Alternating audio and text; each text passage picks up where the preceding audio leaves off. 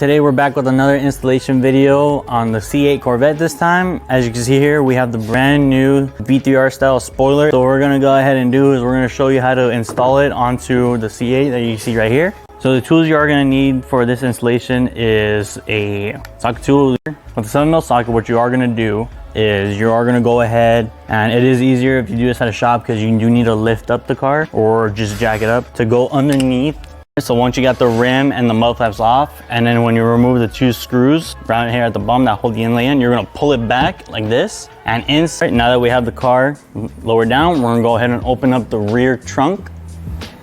All you have to do is just take them off. You just have to turn them yourself. Easy to come off. And once you get those off, you should be able to take off the bumper, which we're gonna do right now.